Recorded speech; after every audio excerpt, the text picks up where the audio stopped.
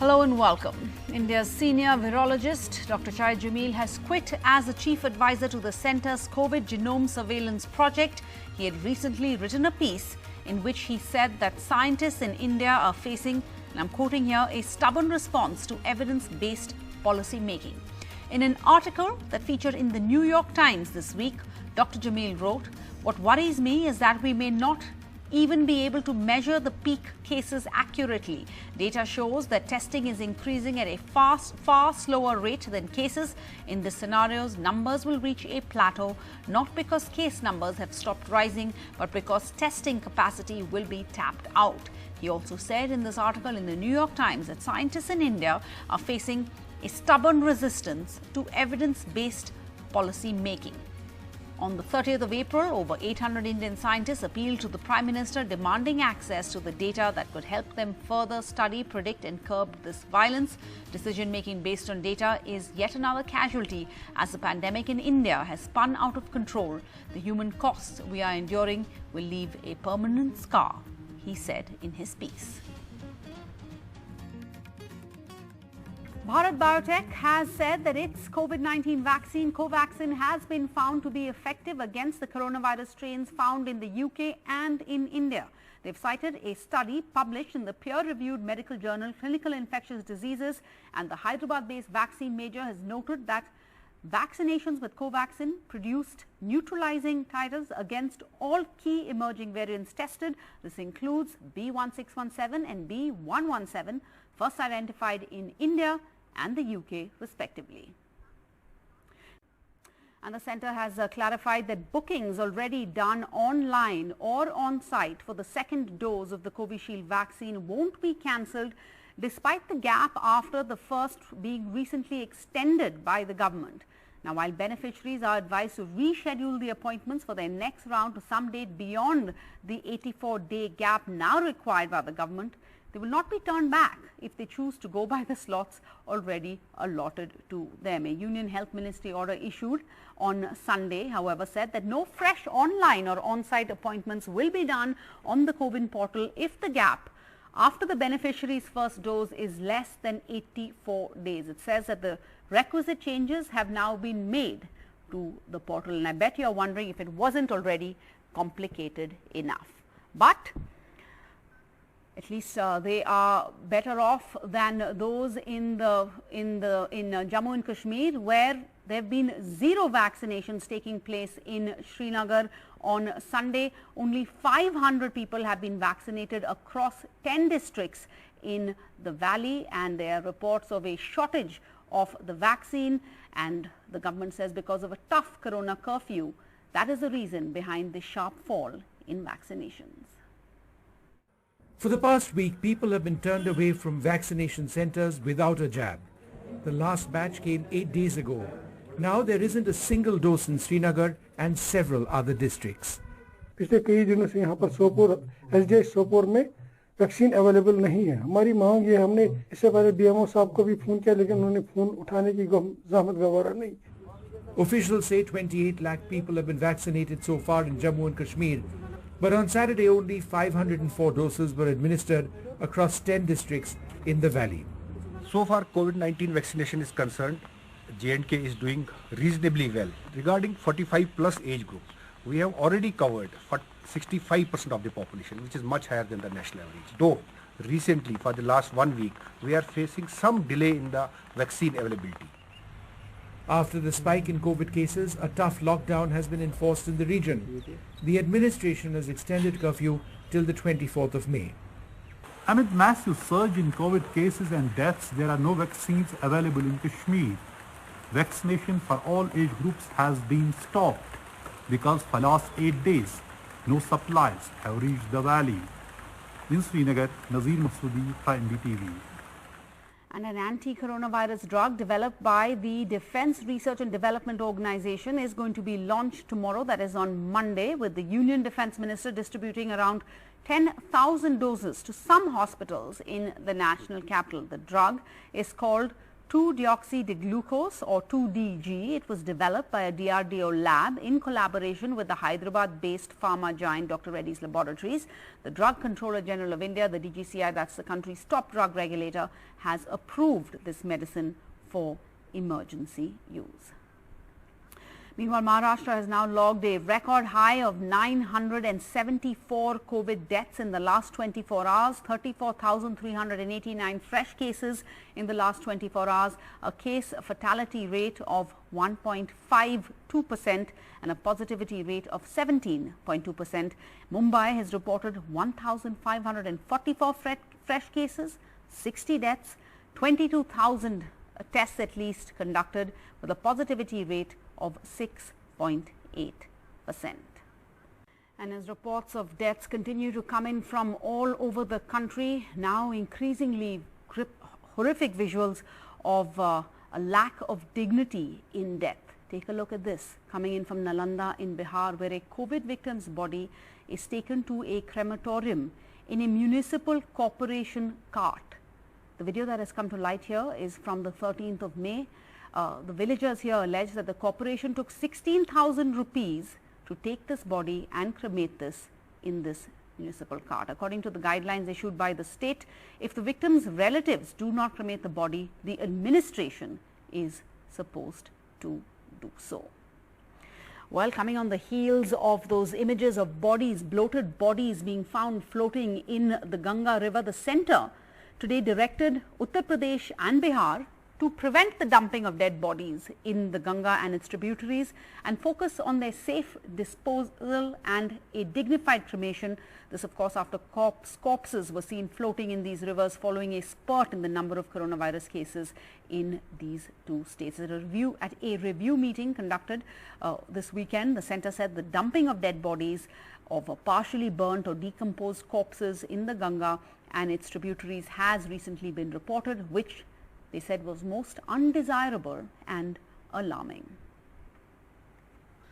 And as the pandemic gradually moves to the semi-urban and rural areas of India, the centre has now issued new SOPs to battle COVID in villages or to contain COVID and its clinical management practices for rural and semi-urban areas.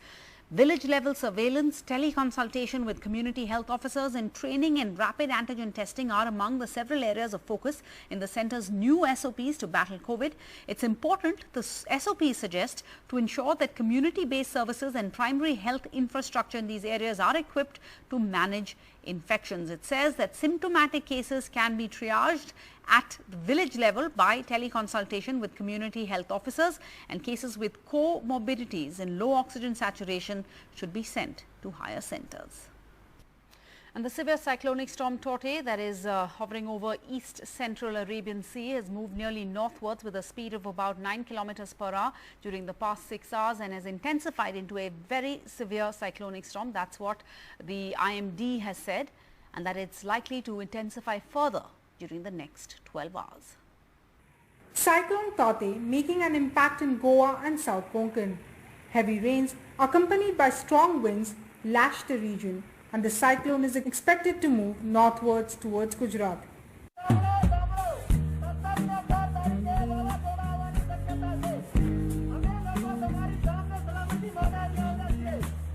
16 और 17 तारीख को ठाणे, पालघर, मुंबई इन जिलों में बारिश होने की भी संभावना है। साथ में 60 to 70 किलोमीटर पर आवर की हवाएं बहने की भी संभावना है। In anticipation of this impact and a possible power outage, the BMC decided to shift COVID patients from 3 makeshift jumbo centers in Mumbai to hospitals like Seven Hills and Nesco. Not just COVID patients, but even residents of coastal areas like Khardanda are being evacuated to a nearby school. We are just going to do a door-to-door drive, and we have been doing that since morning. So now, ma'am, basically what the BMC does is we have few evacuation centers for untoward circumstances. If we could shift our locals from here to the centers, there is one Father Agnel school, the other one is Petit school, and we have Gazarban school also. In case of any circumstances, and we have their preparation for food and medical facilities also made available there. The Met Department has issued an orange alert for Mumbai and Thane for Monday, when the cyclone is expected to make landfall, and the government says it is fully prepared. There will be uninterrupted power supply in hospitals, uninterrupted oxygen supplies to hospitals, deployment of police and local agencies, disaster control rooms in sync with government Mantralaya control rooms. There is an yellow alert for today and tomorrow. There's an orange alert, and IMD predicts that tomorrow, along with heavy rains, there would be wind speed of 60 to 80 kilometers. So that is the reason why fishermen have been asked not to venture into the sea. And also, in case of evacuation, the plan is also ready for people who are living near the seashore. In Mumbai with camera person RAJNATH, this is Purva Chitnas for NDTV. Meanwhile, the Goa Chief Minister has said that most parts of the state is without electricity, and he has appealed to people to stay indoors. 2 death Goa में reported है.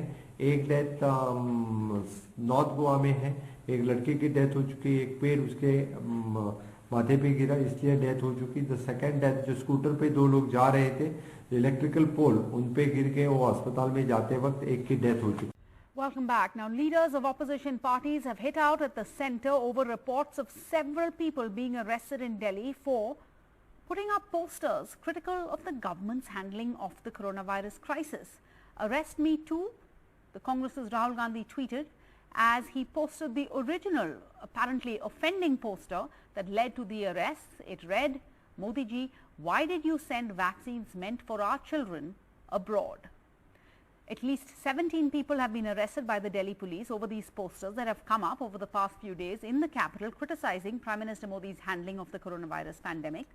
And the Delhi police today released a statement, that is on Sunday released a statement saying that their probe has revealed that leaders and workers of the Aam Aadmi Party helped in financing and organizing this, what they are calling a defacement posters, and that news reports are inaccurately suggesting that only poor people are being arrested.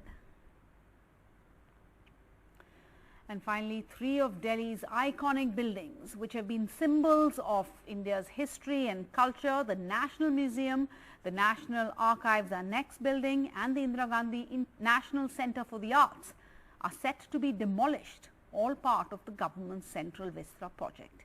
NDTV brings you this report that tells you more about the value of these institutions and why architects and historians are criticizing the move.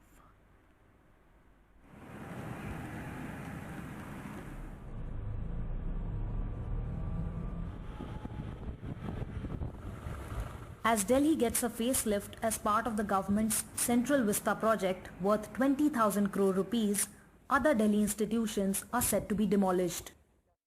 The National Museum, the National Archives Building, Indira Gandhi National Centre for Arts, Shastri Bhavan, Krishi Bhavan, Vigyan Bhavan, Vice President's Residence, Jawahar Bhavan, Nirman Bhavan, Udyog Bhavan and the Raksha Bhavan. The total area to be demolished is 4,58,820 square meters. Artists and historians are questioning the move.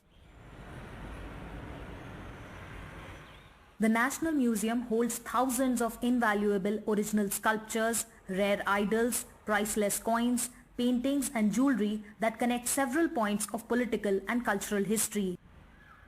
These objects will be shifted to North Block or South Block. While the main building of the National Archives will remain intact, the annex will be demolished and a new building constructed.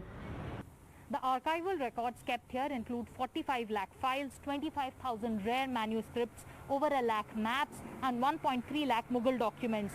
Most of these documents are brittle and any careless handling could lead to irrevocable damage and loss.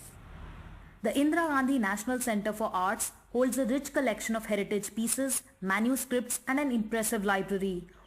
All this will be temporarily shifted to the Janpath Hotel, which has been renovated for the purpose. Recently, in an open letter addressed to Prime Minister Narendra Modi, a group of over 80 public intellectuals and scholars from India and abroad, including historian Rumila Thapar, critic and scholar Gayatri Spivak and writer Orhan Pamuk, called for a halt and reconsideration of the government's Central Vista redevelopment project and said, "It is especially troubling that this extravagant project is moving ahead in the midst of a devastating pandemic. The current escalating health crisis calls for a pause and a reset. In the short term, all priorities and resources should be directed at combating the pandemic. In the long term, there should be public consultations so that the future of India's institutions, heritage architecture and historical collections can be determined through a democratic process. The details of the Central Vista demolition are opaque. It is unclear, for example, how the National Museum art objects will be stored and eventually displayed. In February this year, the centre told Lok Sabha that all listed heritage buildings, precincts in the Central Vista region shall be protected and any renovation work shall be taken up after approval of Heritage Conservation Committee. But architects question these claims. From a historical and town planning point of view, the demolition of the National Museum and IGNCA is wrong. The government claims that it is still conserving the heritage. Again, it is wrong because it is conserving a few buildings and that also the skeletons of the buildings. So in other words, what they're doing is the heritage is being conserved by conserving the building but hollowing out its meaning. Amid criticism of the project, the government recently prohibited photography and video recording of the Central Vista construction work and in court requested dismissal of petitions against the project by calling the petitions an abuse of the process of law. In New Delhi, with camera person Prem Singh, this is Sukirti Dwivedi for NDTV.